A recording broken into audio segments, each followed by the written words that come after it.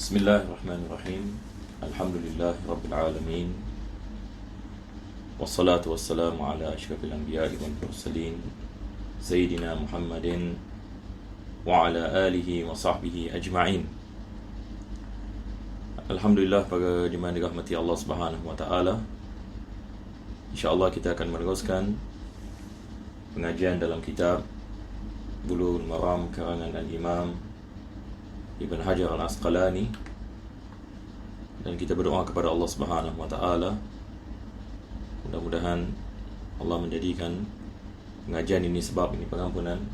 Bagaimana beliau mengatakan, qala sami'tu Rasulullah sallallahu alaihi wasallam yaqul inna atwala salati rajuli wa qisara khutbatihi ma'innatun min fiqhihi, rawahu Muslim.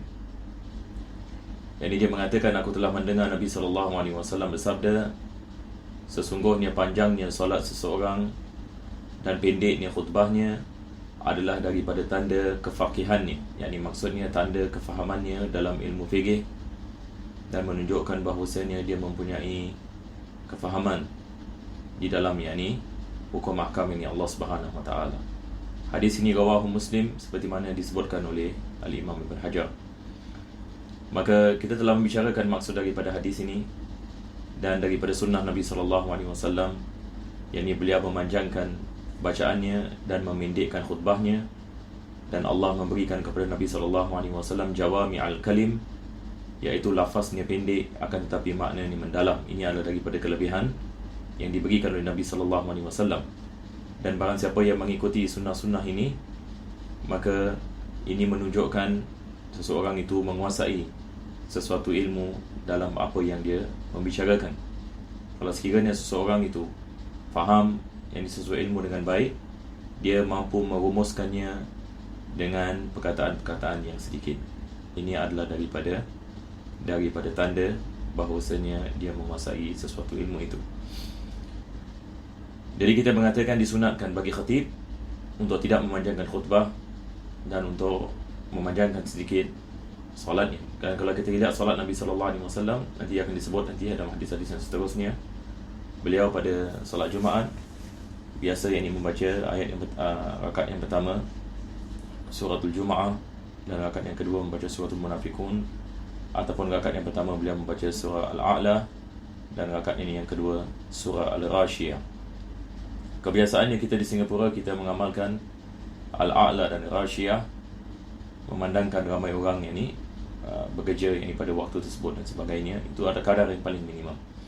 Selain daripada Al-A'la dan Al-Ghashiyah, daripada surah-surah yang pendek, tidak ini disunatkan bagi khatib, melainkan dalam keadaan yang kita berada sekarang ini, yang mana kita memendekkan khutbah dan juga kita memendekkan solat yang ini disebab ini keadaan COVID ini.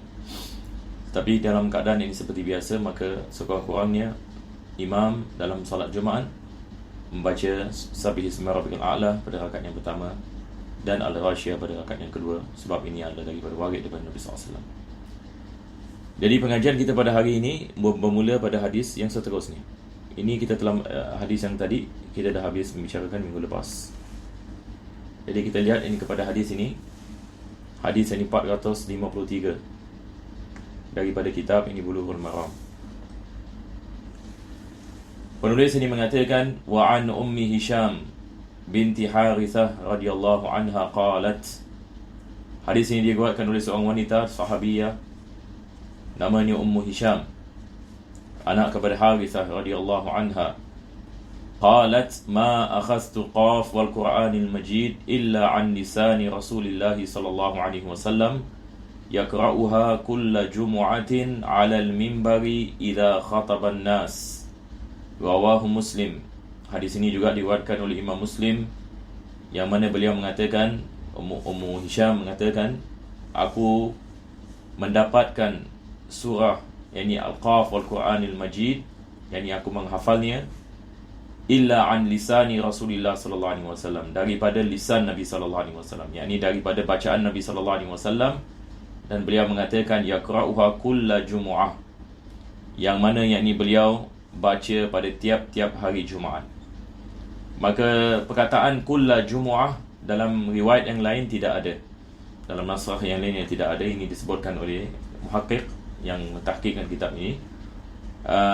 Dalam riwayat ini, riwayat Muslim, maka lafaz ini kulla jumu'ah, ini maksudnya pada tiap-tiap hari Jumaat Nabi SAW membaca surah Al-Qaf di atas mimbar apabila dia menyampaikan khutbahnya. Cuba kita bayangkan daripada awal hingga ke habis Nabi SAW ini membaca surah Al-Qaf, dan hadisnya adalah hadis yang sahih, riwayat daripada riwayat Imam Muslim. Apakah ini faedah yang kita dapat daripada hadis ini? Pertama sekali, bila kita lihat kepada surah Qaf, kita akan mendapati surah Qaf ini daripada kelebihannya, dia membicarakan tentang mati dan juga sakaratul maut, dan juga apa yang akan manusia menghadapi pada hari kiamat nanti daripada hisab. Seperti mana kita ada ayat dalam Al-Quran dalam suratul Qaf, Allah Subhanahu wa taala mengatakan ma yalfidhu min qawlin illa ladaihi raqibun atid. Tidak ada sesuatu yang dilafazkan oleh anak Adam kecuali di sisinya ada raqib dan atid, yakni malaikat-malaikat yang mencatat amalannya. Amalan-amalan yang baik dicatat yakni oleh malaikat yang di sebelah kanan, dan amalan-amalan yang sebaliknya dicatat ini oleh malaikat ini yang sebelah kiri. Maka Allah mengatakan ma yalfidhu min qawlin, tidak ada satu yang dilafazkan oleh seorang manusia kecuali ada malaikat-malaikat yang menulisnya, seperti mana Allah mengatakan kiraman katibin ya'lamuna ma taf'alun, yakni Allah ada katibin, malaikat-malaikat yang menulis amalan-amalan manusia, dan mereka mengetahui apa yang diamalkan. Jadi mana-mana yang ingin manusia itu pergi, ada malaikat-malaikat bersamanya. Jadi jangan kita menyangkakan kita boleh lepas ini daripada ilmu Allah Subhanahu wa taala atas apa yang kita mengamalkan. Maka ini disebutkan ini dalam suratul Qaf, dan suratul Qaf juga bersebut tentang sakaratul maut. Allah Subhanahu wa taala mengatakan zalika minhu tahid, apabila datang ini sakaratul maut, dan ini adalah masa yang mana kamu mahu mengelakkan diri kamu daripadanya. Dan Allah Subhanahu wa taala mengatakan fabasahu kal yauma hadid, dan apabila datang ini sakaratul maut, dan apabila hijab diangkat dan manusia akan melihat, dan pandangannya adalah pandangan yang sangat apa kita mengatakan, yang dalam keadaan ini pandangan yang sangat terperinci dan prihatin, sebab ini dia melihat ini perkara-perkara ini yang gaib. Maka Allah Subhanahu wa taala menceritakan dalam suratul Qaf tentang keadaan manusia apabila datang maut, dan apabila manusia dibawa ini kepada alam yang lain, bagaimana ini kesan yang ada pada manusia itu. Maka ini semua mengingatkan kepada kita akan kepentingan beramal, kepentingan beriman, dan menjaga diri kita di dunia ini, sebab ini amalan-amalan kita semua yang ditulis ini oleh para malaikat. Dan apabila datang sakaratul maut, dan begitu juga apabila manusia mati dan manusia ini dibangkitkan, dan bagaimana manusia dihisab, dan Allah menceritakan tentang kejayaan sebahagian ini manusia yang mendapatkan rahmat Allah Subhanahu wa taala dan keridaan Allah disebabkan keimanannya, disebabkan amalannya. Dan juga Allah menceritakan tentang kecelakaan ini orang-orang yang tidak beriman dan melakukan maksiat, bagaimana keadaan mereka apabila datang sakaratul maut, apabila dibangkitkan ni pada hari kiamat. Jadi kalau kita lihat ini suratul Qaf ini daripada awal sampai habis, ini menceritakan ini tentang mati, menceritakan tentang sakaratul maut, menceritakan ini tentang apa yang manusia akan menghadapi pada hari kiamat. Jadi faedah yang kita dapat ini daripada hadis ini, Nabi SAW daripada sunnahnya mengingatkan kepada orang akan mati, akan pendeknya kehidupan di dunia, dan maksud daripada kehidupan kita adalah akhir. Ini adalah daripada kandungan khutbah Nabi SAW. Pada minggu yang lepas kita membaca hadis ini yang mana Nabi membicarakan tentang bid'ah dan muhdatsatil umur dalam khutbahnya. Maka itu mengajak kepada kebaikan, mencegah daripada kemungkaran. Kalau ada orang yang mengamalkan amalan-amalan khurafat ataupun amalan-amalan yang bercanggah dengan Islam, maka Nabi SAW dia membawanya dalam khutbah Jumaat dan mengingatkan kepada orang Islam dalam masyarakat itu akan kepentingan kembali kepada Allah, kembali kepada Nabi sunnah Nabi SAW, dan menjauhi maksiat dan khurafat dan perkara-perkara yang menjauhkan kita daripada Allah Subhanahu Wa Taala, dan juga ini mengingatkan kita tentang kematian dan kepentingan untuk kita ada persiapan. Ini juga daripada kandungan ini surah Qaf, yakni persiapan ini untuk menghadapi kematian dan menghadapi Allah Subhanahu Wa Taala. Jadi kita lihat sahabiah ini, wanita ini, dia mengatakan sehingga saya menghafal ini surah Qaf ini disebabkan dia mengatakan tiap-tiap minggu Nabi SAW membaca surah Qaf atas mimbar. Faedah ini yang kedua, daripada hadis ini kita dapat memahami bahawasanya dibolehkan bagi wanita untuk menghadiri solat Jumaat. Sebab wanita ini dia mengatakan dia mendengar khutbah Nabi SAW. Maka ini dibolehkan bagi wanita untuk menghadiri solat Jumaat kalau sekiranya ada tempat ini yang sesuai yang disediakan bagi mereka, dan dengan syarat tidak berlaku percampuran di antara lelaki dengan wanita ataupun pertembungan di antara lelaki dengan wanita. Tapi kalau sekiranya terlalu banyak lelaki dan tempat ini sesak dan sebagainya, dan besar kemungkinan akan berlaku pertembungan ataupun percampuran di antara lelaki dengan wanita, maka dielakkan memberikan tempat ini bagi wanita untuk melakukan solat Jumaat. Tetapi kalau sekiranya tempat adalah tempat yang besar dan ada pintu bab khusus yang bagi wanita misalnya mengelakkan pertembungan di antara lelaki dengan wanita, maka tidak ada masalah bagi wanita untuk menghadiri khutbah ataupun menghadiri solat Jumaat. Dan juga dengan syarat ini ada tempat, maksudnya semua lelaki dapat melakukan solat. Tapi kalau sekiranya dengan hadirnya wanita, sebahagian daripada lelaki tidak dapat melakukan solat Jumaat, maka tidak dibolehkan bagi wanita untuk duduk di dalam masjid itu untuk memberikan luang ini bagi lelaki. Sebabnya adalah solat Jumaat bagi lelaki ada fardu ain, manakala bagi wanita tidak diwajibkan solat Jumaat ini bagi wanita. Maka kita kedepankan mereka-mereka yang diwajibkan melaksanakan solat Jumaat. Sekarang ini kita pergi kepada hadis ini yang seterusnya. Penulis ini mengatakan, wa 'an Ibnu Abbas radhiyallahu anhu qala qala Rasulullah sallallahu alaihi wasallam, man takallama yawmal jumu'ati wal imamu yakhutubu fahuwa kamathalil himar yahmilu asfara walladhi yaqulu lahu ansit laysat lahu jumu'ah. Rawahu Ahmad bi isnadin la ba'sa bihi wa huwa yufassiru hadits Abi Hurairah radhiyallahu anhu fi sahihain marfu'an, idza qulta li sahibika ansit yawmal jumu'ati wal imamu yakhutubu faqad la rauta. Maka hadis ini yang pertama sekali diriwayatkan oleh Abdullah bin Abbas radhiyallahu anhuma. Beliau mengatakan bahawasanya Nabi SAW bersabda, barang siapa yang berbual-bual pada hari Jumaat sedangkan imam sedang memberikan khutbah, dia adalah seperti keldai. Fahuwa kama salil himar yahmilu asfara, seperti keldai yang mengangkat kitab-kitab yang suci, seperti keldai yang mengangkat kitab-kitab dan suci. Dan ini kita lihat dalam Al-Quranul Karim, Allah Subhanahu Wa Taala memberikan misal ini dalam suratul Jumu'ah. Allah menceritakan tentang golongan ahlul kitab, yang mana mereka diberikan kitab walam yahmiluha, tetapi mereka tidak mengamalkan kitab tersebut. Kama salil himar yahmilu asfara, bi'sa masalul qaumil ladzi, dan itu adalah seburuk-buruk misal bagi satu kaum yang mengingkari akan apa yang dibawa oleh para nabi dan rasul. Apakah yang dimaksudkan keldai yang mengangkat kitab-kitab yang suci? Cuba kita bayangkan kita ada keldai, seekor keldai, dan kita meletakkan di atas keldai ini kitab-kitab yang suci. Misalan Tafsir Baghawi, kita letak misalan kitab Tuhfatul Muhtaj Ibn Hajar, kita letak kitab Bulughul Maram, kitab-kitab yang mulia. Kita letak kitab Minhajul Talibin, Al-Quranul Karim, kitab-kitab hadis misalan Kutubus Sittah. Kita meletak atas keldai ini. Maka keldai ini akan merasakan beban, betul ke tidak? Akan merasakan berat. Kitab ini diletakkan atas badannya, dan dia tidak mendapatkan manfaat daripada kitab tersebut. Dia tidak mendapatkan manfaat. Dia merasakan bebannya, akan tetapi dia tidak mendapatkan manfaat daripada kitab tersebut sebab dia tidak faham.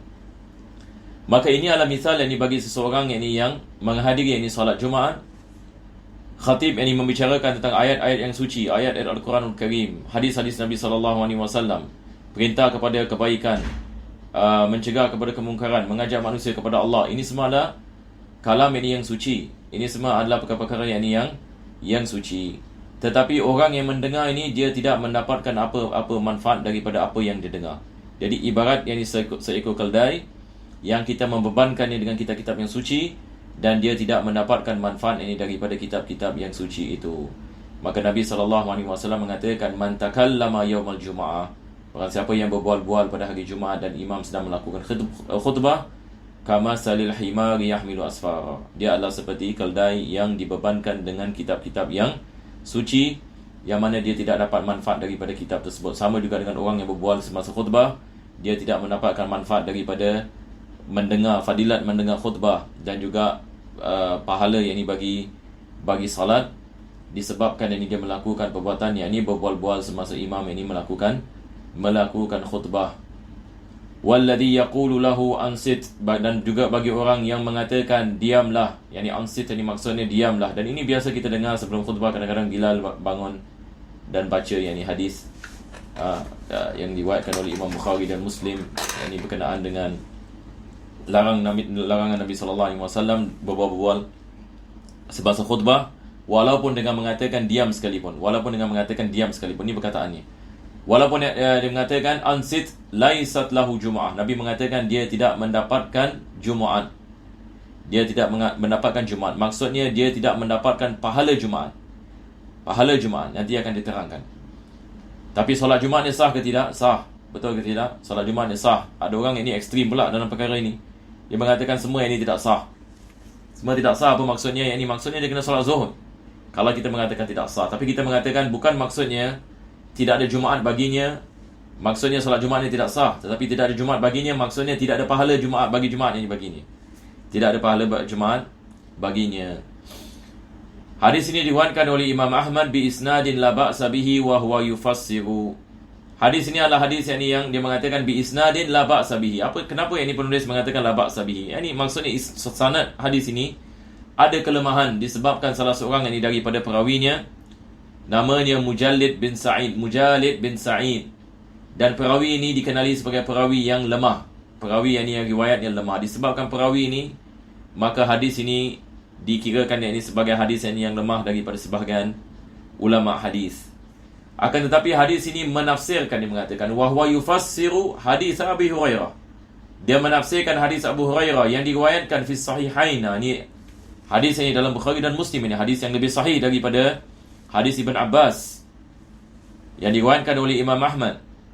Dan hadis marfu' kepada Nabi SAW, yang mana Nabi mengatakan idza qulta li sahibika, apabila kamu mengatakan kepada rakan kamu, ansit, diamlah, yaumal jum'ah, pada hari Jumaat, wal imamu yakhtubu, sedangkan imam ini sedang melakukan khutbah, faqad larauta, maka kamu telah melakukan satu perkara yang sia-sia. Yang ini maksudnya dia telah menyia-nyiakan pahala kamu dalam ini mendengar khutbah dan juga ini dalam solat. Sehingga kan ulama kita mengatakan solat khutbahnya adalah seperti ini solat ini zuhur, menjadi ini solat ini zuhur, disebabkan ini dia berbual-bual ini dalam ini semasa ini khutbah. Itu sebab apabila kita sedang mendengar ini khutbah, elakkan daripada berbual-bual pertama sekali. Perkara yang kedua, zaman sekarang, elakkan daripada main telefon. Jadi kalau masa khutbah, telefon kita kalau boleh kita off, kalau boleh, ataupun yang ini kita silent, dan jangan lihat ini telefon. Sebab kalau kita lihat, elakkan daripada WhatsApp, message, lihat ini Facebook, notification dan sebagainya. Ini semua adalah perkara-perkara yang akan menyia-nyiakan pahala kita. Sebab kita ada hadis yang lain berkenaan dengan memain-main batu. Maka Nabi SAW juga mengatakan, yakni ini meluputkan ini pahala bagi seseorang. Yang ini maksudnya dia main-main dengan batu yang ini di hadapannya pada zaman dahulu. Zaman sekarang yang ini dengan handphone. Ramai budak-budak sekolah, secondary school misalnya, di masjid-masjid kita seperti mana di Masjid Khalid misalnya, orang yang ini mengatakan di belakang banyak budak-budak main game. Ini lagi satu masalah zaman sekarang pula. Kalau dulu zaman saya, jarang ini kita pergi ke masjid main game ini semasa khutbah. Ini kita tak pernah dengar. Sebab zaman dahulu, ataupun 20 tahun yang lalu ini saya membicarakan, 20 tahun yang lalu ataupun 25 tahun yang lalu, game tak banyak, yang ada pun Game Boy. Dan dulu zaman kita nak pergi solat khutbah bawa Game Boy, kita tak pernah dengar ini. Kita tidak pernah dengar ini ada orang melakukan sedemikian, sebab kita pun tahu ini benda yang tidak betul.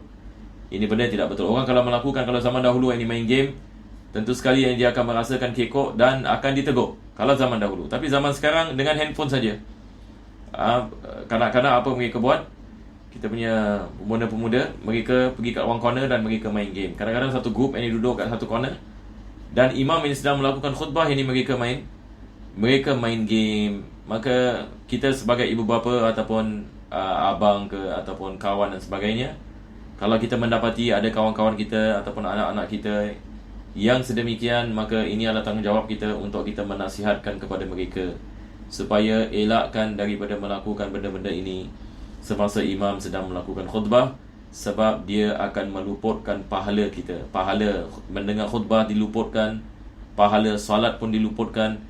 Walaupun kita mengatakan solat itu sah, yakni maksudnya tak perlu dia qada, tak perlu dia solat zuhur, akan tetapi dia rugi. Kama salil himari yahmilu asfara, seperti mana Nabi SAW mengatakan, seperti ini seekor keldai yang tidak mendapatkan manfaat daripada kitab-kitab suci yang dia dibebankan. Jadi ini adalah perkara yang perlu ditekankan. Itu sebab kita di masjid-masjid sebelum ini khutbah, sentiasa Bilal yang ni akan membicarakan yang ni akan perkara ini. InsyaAllah ini disebabkan masa, kita berhenti di sini hari ini. Dan insyaAllah pada minggu yang akan datang kita akan masuk kepada hadis Jabir radhiyallahu an berkenaan dengan melakukan solat tahiyatul masjid apabila imam sedang melakukan khutbah. Kita ada sedikit perbezaan ini ulama.